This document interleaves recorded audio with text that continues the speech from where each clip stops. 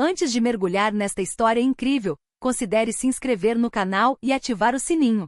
Cada história aqui tem algo a dizer, e você não vai querer perder nenhuma. Eu posso curar seu filho, mas você precisa fazer algo por mim, disse ela. O milionário continua paralisado, em uma cobertura luxuosa no topo de um arranha-céu com vista para o Central Park. Madison Keller estava paralisada diante da pequena cadeira de rodas que parecia aprisionar seu filho, Ethan. A luz fraca do entardecer acariciava as paredes adornadas com arte moderna e os móveis de couro italiano, mas nada conseguia dissipar a atmosfera pesada que pairava sobre o quarto. Ethan, com apenas 9 anos de idade, olhava fixamente para a frente, as pernas imóveis, como se estivesse congelado no tempo. 8 meses haviam se passado desde que a doença começara sua progressão insidiosa, paralisando lentamente seus membros inferiores. Médicos especialistas internacionais examinaram o menino sucessivamente, explorando todas as possibilidades. Discutiram termos complexos, doenças degenerativas raras, disfunções imunológicas misteriosas. Tratamentos experimentais foram tentados, mas no fundo, nos corredores silenciosos dos hospitais, até os melhores finalmente desistiram, deixando Madison sozinha diante de um futuro incerto. Madison, no entanto, não era mulher de desistir. Aos 40 anos, carregava nos ombros o peso e o orgulho da família. Desde a morte do pai, governava com punho de ferro. Keller e Hove, o império imobiliário que ele construiu com suor e sacrifício. Filha única e herdeira de uma fortuna colossal, ela foi impulsionada à liderança de um dos grupos mais poderosos da Costa Leste aos 26 anos. Sob sua liderança, a empresa se diversificou e se consolidou como um player-chave no mercado. Mas por trás dessa fachada de sucesso e controle absoluto, Madison escondia uma dor profunda e íntima.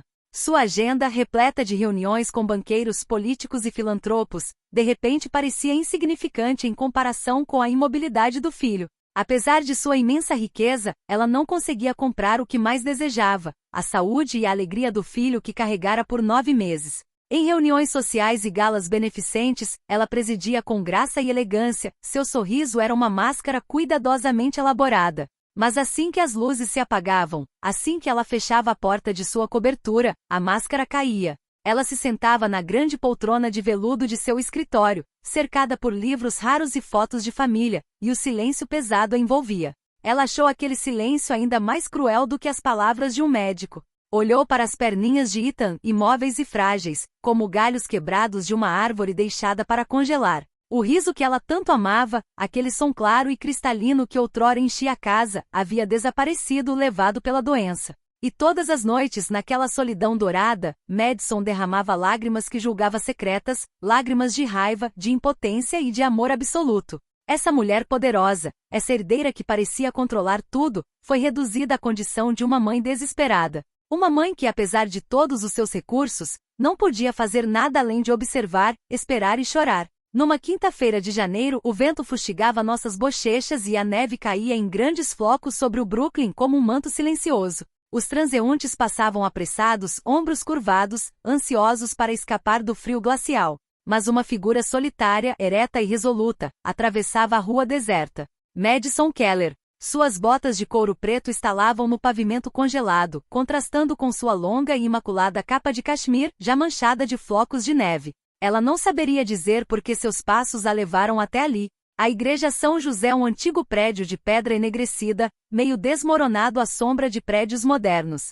Ela havia passado por ali centenas de vezes sem sequer olhar. Naquele dia, porém, ela empurrou a pesada porta de madeira que rangia e rachava. O interior era frio, silencioso, quase abandonado. Algumas velas tremulavam diante de uma estátua lascada da Virgem, e o cheiro de cera misturado ao de madeira velha dava ao ar uma opressão sinistra. Bancos empoeirados estendiam-se até o altar. Madison sentou-se lentamente, com as mãos entrelaçadas sem entusiasmo e os olhos fechados. Ela não era religiosa. Nunca rezava. Seu mundo era baseado em controle, estratégia e força de caráter. E, no entanto, naquele dia, naquela igreja esquecida, algo dentro dela cedeu.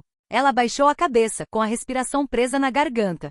Seus dedos tremiam. Ela sussurrou no silêncio. Eu faria qualquer coisa para curá-lo. Qualquer coisa. Assim que ela disse essas palavras, uma voz suave, mas firme, quase estranha ao mundo moderno, soou atrás dela. Até perder o que é mais precioso para você. Madison deu um pulo violento. Seu coração batia forte. Ela se virou. Uma mulher estava ali, surgindo do nada. Nenhuma porta havia batido. Nenhum passo ecoara. E, no entanto, lá estava ela. Ela parecia ter entre 40 e 50 anos, mas seu rosto revelava uma sabedoria muito mais antiga. Sua pele era escura, curtida pelo vento, e seus olhos, seus olhos, eram de um castanho profundo, quase preto, mas iluminados por algo indescritível, uma dor ancestral, misturada a uma paz inquietante. Ela usava um velho casaco de lã puído, botas furadas e um cachecol cinza amarrado desajeitadamente no pescoço. Nada em sua aparência chamava atenção. Mesmo assim, Madison não conseguia desviar o olhar. Quem é você? Ela respirou. E meu nome é Eliana Brooks. Mas pode me chamar de Eli. Ela se aproximou silenciosamente. E eu estou aqui porque seu filho pode ser curado. O mundo pareceu parar. As palavras pairavam no ar congelado. Madison deu meio passo para trás. Sua mente racional estava em movimento. Uma lunática? Uma manipuladora? Uma daquelas mulheres estranhas que lucram com a angústia alheia? Você é um médico? Eli balançou a cabeça lentamente. Então, tirou do bolso um pequeno frasco de vidro contendo um líquido dourado que brilhava suavemente à luz das velas. Colocou-o delicadamente no banco ao lado de Madison. Depois, uma corrente da qual pendia uma pedra azul irregular, como se esculpida à mão. Não. Eu não estudei nas universidades que você frequenta. Aprendi na casa de curandeiras. Mulheres que não são observadas, mas que veem tudo. Mulheres que falam sobre coisas que a ciência não entende. Madison a encarou perturbada. Uma parte dela queria fugir. A outra queria acreditar. O que você quer? Dinheiro? Uma doação para o seu centro? Ela perguntou desconfiada. Mas Eli permaneceu imóvel, impassível. Então ela disse com muita calma. Quero que você abra mão daquilo que acredita ser, do seu nome, da sua riqueza, do seu poder, dos seus privilégios. Ela fez uma pausa. Quero que você vá viver entre aqueles que ignora, os sem-teto, os invisíveis, os esquecidos, por 30 dias, sem seu celular, sem motorista, sem segurança, sem cartão de crédito, sem seu nome, e sem contar a ninguém quem você é. Os olhos de Madison se arregalaram em choque. Ela pensou em sua agenda, suas responsabilidades, seus acionistas. Era uma loucura. Isso é um absurdo. Você tem noção do que está pedindo? Eli não vacilou. Sim. E é justamente porque é absurdo para você, que é necessário. Por quê? Porque isso curaria meu filho. Porque você é poderosa, Madison. Mas vazia. Seu coração bate por ele, mas está fechado para o resto do mundo. Você não pode salvar o que ama sem primeiro entender o que despreza. A cura do seu filho não virá de uma droga. Virá de você. Se estiver disposta a renascer. Ela recuou lentamente para a sombra da varanda, pronta para desaparecer. Você tem 3 dias para decidir. Depois disso, eu não volto. E sem um som, ela se afastou. Madison permaneceu sozinha, tremendo na nave gelada. A garrafa ainda brilhava fracamente no banco, como um lembrete de que nada dali em diante seria o mesmo. Os 3 dias após conhecer Eli foram os mais longos da vida de Madison Keller. Em seu vasto apartamento, ela vagava como uma estranha entre seus próprios móveis. As paredes douradas, as janelas do chão ao teto com vista para a cidade, as cortinas de seda bege, tudo de repente parecia artificial, sufocante. Todos os cômodos sussurravam a mesma coisa. Você tem tudo, exceto o que importa. Ela convocou seus advogados, seus gestores de patrimônio, seus médicos particulares. Todos, sem exceção, a dissuadiram. Madison, isso é manipulação. Essa mulher está se aproveitando da sua angústia. Você tem um negócio para administrar. Obrigações. Uma imagem a preservar. E imagine se a mídia descobrisse que você está vivendo nas ruas. Mas suas vozes pareciam distantes, abafadas como se estivessem debaixo d'água. Ela respondeu com silêncios cada vez mais pesados, até que os dispensou um por um. À noite, ela dormia mal. Ou melhor, ela sonhei demais. A cada vez, o mesmo sonho a assombrava. Ethan correndo livremente por um campo de grama alta, rindo sob o sol brilhante. Então, de repente, ele tropeçava. Ele caía. E tudo ficava escuro. Das profundezas daquela escuridão, uma voz suave sussurrava. Só vai funcionar quando você entender o que é caminhar. Na terceira manhã, ela acordou cedo. O céu estava cinzento. Uma estranha calma invadiu seu corpo, como se ela tivesse parado de resistir. Sem dizer uma palavra, ela desceu ao porão do seu prédio e vasculhou malas velhas e empoeiradas. Lá, encontrou um casaco de lã surrado pertencente à sua falecida mãe, botas gastas que não usava desde a faculdade e um gorro de tricô. Vestiu-se como uma anônima. Ela escreveu uma carta para a governanta, outra para o irmão Dean, confiando Ethan aos seus cuidados por tempo indeterminado. Então respirou fundo, desligou o celular, cortou os cartões bancários, guardou a corrente de pedras azuis no bolso interno, e foi embora. Sem carro, sem plano, sem destino. O choque foi brutal. Na primeira noite, ela passou encolhida atrás de uma entrada de metrô em Flatouche, sobre um pedaço de papelão encharcado. Seus dedos congelavam, apesar das luvas. Ela tremia. Qualquer barulho a fazia pular. Uma sirene, uma voz de bêbado, o uivo de um cachorro. Ela adormeceu agitada, com o estômago vazio, o pescoço dolorido e os nervos à flor da pele. Na segunda noite, um homem a acordou puxando o saco plástico que ela segurava. Ela gritou, se debateu e empurrou. Ele fugiu. Mas seu coração batia tão forte que ela achou que morreria ali mesmo. Na terceira noite, um grupo de jovens a ameaçou. Ela se refugiou em uma lavanderia 24 horas, onde ficou sentada até o amanhecer, fingindo ler uma revista velha e abandonada. E então, aos poucos, outro mundo se abriu. Lentamente, dolorosamente, mas profundamente.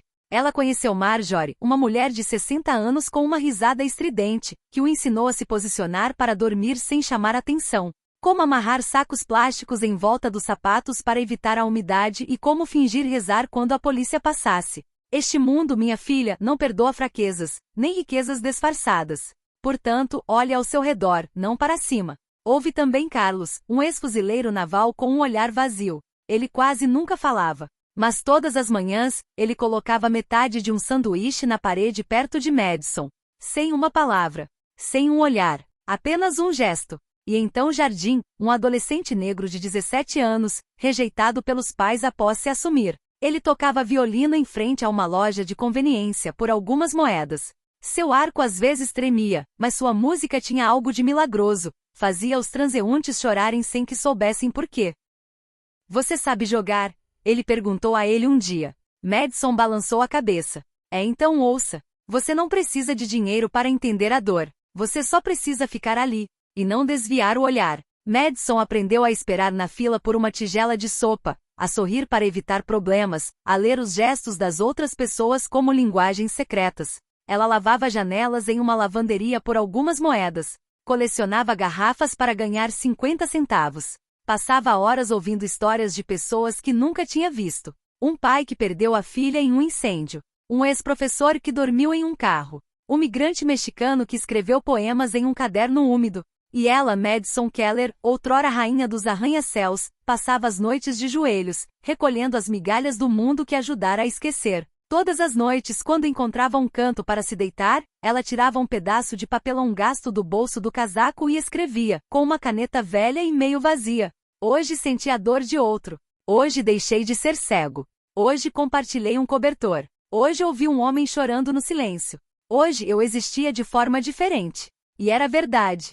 Ela ainda chorava, sim. Mas não mais como uma mulher destruída. Mas como uma mulher que, pela primeira vez, se lembrava de como era sentir. Na 30ª manhã de um mês vivendo nas ruas, Madison Hartwell estava diante do imponente portão de ferro forjado de sua mansão em Nova York. Seu cabelo estava emaranhado, suas mãos calejadas, suas unhas escurecidas. Ela ainda usava o mesmo casaco surrado e largo, manchado de poeira e esperança. Os guardas da propriedade, surpresos com a figura desconhecida, hesitaram em deixá-la entrar. Foi só quando ela disse suavemente: "Eu sou Madison", que um deles, de olhos arregalados, percebeu. Abriu a porta sem dizer uma palavra. Ela atravessou o salão de mármore, mal notada pelos criados que não a reconheceram. Subiu as escadas lentamente como se escala uma montanha de memórias. A porta do quarto de Ethan estava entreaberta. Lá dentro, o brilho suave de uma luz noturna banhava as paredes em tons pastéis. E ali, sentado ao lado da cama dela, como um anjo esquecido pelo mundo. Eli. Ela olhou para cima. Nas sombras, seu rosto parecia irradiar uma paz ancestral. Você mudou, Madison, disse ela suavemente.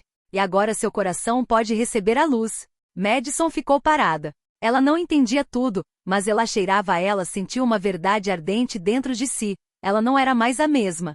A arrogância havia desaparecido. Ela conhecera o medo, o vazio, a humildade. E finalmente, a escuta. Eli estendeu a mão e a colocou na testa da criança. Ela fechou os olhos. Sussurrou algumas palavras que Madison não entendeu. Então, simplesmente disse: "Amanhã de manhã ele vai acordar. Não me procure.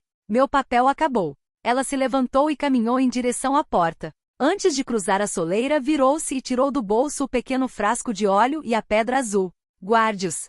Não são artefatos mágicos, mas lembretes do que você se tornou. Então ela desapareceu no silêncio. Na manhã seguinte, enquanto o sol timidamente aparecia através das cortinas, Madison foi acordada por um barulho incomum. Passos. Pequenos passos. Ela pulou, e lá na luz dourada estava Ethan, parado ali, braços estendidos em direção à janela. Um sorriso tímido nos lábios. E mãe, eu levantei. Ela gritou. Caiu de joelhos com o coração disparado. As enfermeiras correram incrédulas. Os médicos chamaram uma equipe de emergência. Fizeram exames, verificaram as imagens, mas tudo parecia perfeitamente normal. A paralisia não deixou vestígios. Nenhum sinal. Como se nunca tivesse existido. Madison queria agradecer a Eli. Ela ligou para a polícia, verificou todas as imagens de segurança. Nada. Ela contatou todos os hospitais, todos os centros sociais da cidade. Nenhum vestígio, nenhum arquivo. Até o primeiro nome dele parecia ter desaparecido no tempo. Um médico disse: às vezes o coração entende o que a ciência não consegue explicar. Mas Madison sabia. Ela sabia que ele não era apenas um estranho. Ela era uma mensageira, uma prova, uma guia, um milagre encarnado. Exatamente um ano após o milagre, Madison tomou uma decisão irrevogável. Vendeu metade de sua fortuna. Entre jatos particulares, hotéis de luxo e investimentos digitais, ela escolheu um novo caminho. Ela comprou um antigo prédio de tijolos vermelhos em uma parte esquecida da cidade. Lá ela fundou Casa Eliana, um abrigo para mulheres e crianças desabrigadas. Lá, serviam-se 3 refeições quentes por dia. Roupas limpas eram distribuídas. Quartos silenciosos para dormir. Livros. Oficinas de música, poesia e arte. E, acima de tudo, ouvir. Toda mulher que entrava naquele lugar ouvia estas palavras. Você é humano. E isso basta. No escritório de Madison, uma moldura dourada está pendurada na parede. Dentro, um pedaço de papelão amarelado rabiscado à mão. Hoje experimentei fome, frio, silêncio, medo. Hoje encontrei minha alma novamente. E foi aí que o milagre começou. E aos pés desta moldura, colocada como uma oferenda, a pedra azul.